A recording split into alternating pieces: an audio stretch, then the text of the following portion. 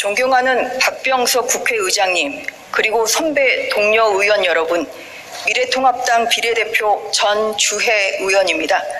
먼저 수해로 많은 고통을 겪고 계시는 국민들께 깊은 위로의 말씀을 드립니다.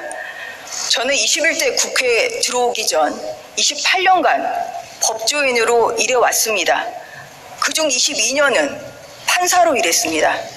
법원은 만들어진 법을 적용하는 것입니다.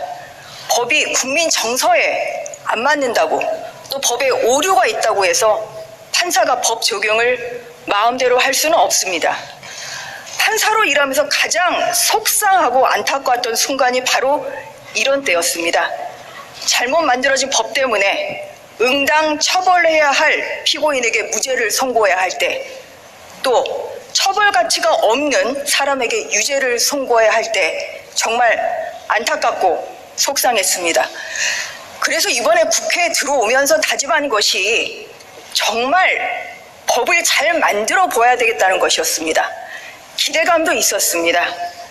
그런 제가 국회에 들어와서 처음 놀랐던 것이 의원님들이 발의하신 법안을 보고 나서였습니다.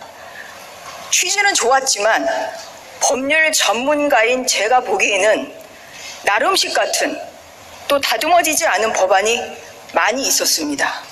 그래서 이렇게 생각했습니다.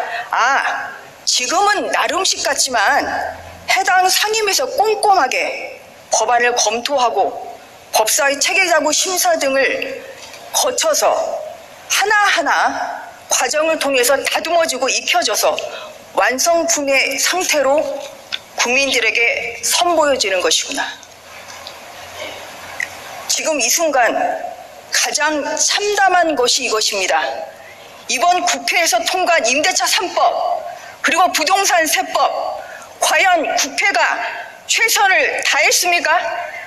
국민들에게 우리가 정성을 다 이 법안 만들었다, 이렇게 자신할 수 있겠습니까? 3분 즉석 요리하듯이 법안들이 만들어졌습니다. 법안소위 패싱, 해당 상임위 패싱, 법사위 체계자구심사 패싱, 어느 하나의 과정도 제대로 이루어지지 않았습니다. 지난 7월 29일 법사위에서 임대차 2법에 대해 우리 미래통합당 의원들은 법안 소위 구성해서 검토하자, 2, 3일이면 되고 이번 임시국회까지 마무리할 수 있다고 절박하게 요청했습니다만 법사위원장은 끝내 저희들의 요청을 외면했습니다. 그날 법사위 제 책상에 올라온 법사위원장 대안에는 개정안을 존속 중인 임대차에 대하여 적용한다는 처음 보는 규칙조항이 있었습니다. 이렇게 시장에 큰 혼란을 주는 내용이 숫자의 논리에 막혀 제대로 된 검토도 하지 못한 채 바로 그날 법사위를 통과했습니다. 그리고 30일 국회 본회의 통과, 국무회의 의결을 거쳐 그날 바로 시행됐습니다. 그 다음날 신문에는 서울 대단지 26만 가구에 전세 매물 454건이라는 기사가 나왔습니다. 전세 물건이 자취를 감췄습니다. 오늘 통과한 부동산 세법 또한 시장에서 비슷한 반응을 보일 것입니다. 법을 만들 때는 이 법으로 이익을 보는 사람, 또 한편으로는 손해를 보는 사람의 입장을 각각 고려해야 하고 그 충격을 줄이기 위해 다양한 의견 수렴과 보완책을 마련해야 합니다.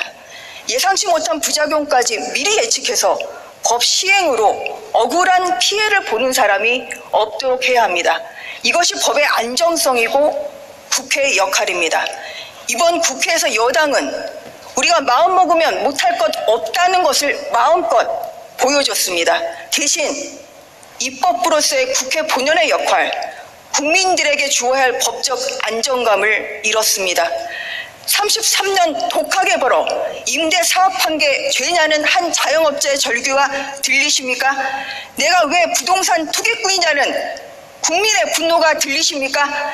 도살적 과세에 울고 있는 국민이 보이십니까? 국민들은, 역사는 이것을 똑똑히 보고 기억할 것입니다.